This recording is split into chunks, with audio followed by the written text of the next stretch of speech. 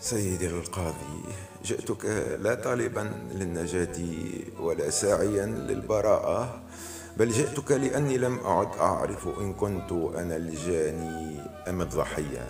أمام هيبتك أقف وقلبي يرتجف كمتهم يعرف أن الحقيقة أثقل من كل التهم وأقسى من كل السجون.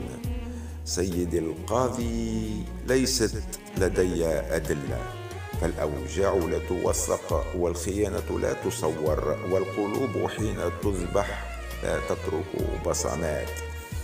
جئتك محملا بجثث ليال لم أنم فيها، وبأحلام قتلت على سلالم الانتظار، وبذاكرة تسقط مني كلما حاولت أن أتذكر في أي لحظة تحديدا انكسر قلبي.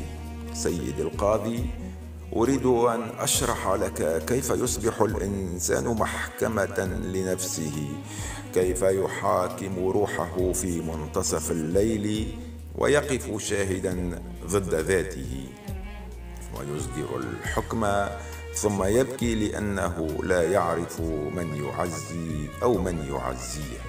في داخلي متهمون كثر، الخوف أولهم والحب آخرهم، وبينهما طريق طويل لا يحمل لافتة واحدة تدل على النجاة. أحاكم قلبي لأنه صدق، وأحاكم عقلي لأنه شك، وأحاكم قدمي لأنها مشت حيث لا يجب، وأحاكم روحي لأنها تصر أن تحب من لا يملك إلا أن يوجع. سيدي القاضي، أخبرني، ما الحكم في علاقة يموت فيها أحد الطرفين بينما يبقى الآخر حيا وكأن شيئا لم يحدث؟ ما حكم الصمت حين يستخدم كسلاح؟ ما حكم الغياب حين يأتي متعمدا لينزف القلب ببطء كذبيحة لا تجد من ينهي آلامها؟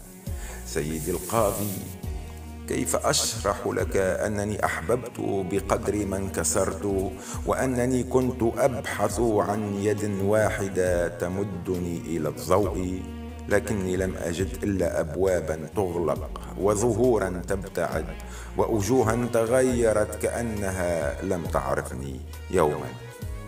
ولما طال وقوفي أمام الحقيقة فهمت أخيرا أن بعض القضايا لا تغلق بالأدلة بل تغلق بالرحيل. سيدي القاضي، إن أردت إصدار حكم فاصدر حكم على هذا القلب، عاقبه إن شئت، اسجنه أو أطلق سراحه، لكن فقط أعده إلى مكان لا يطعن فيه الحب ولا يدفن فيه الحلم ولا يحاكم فيه الإنسان على صدقه.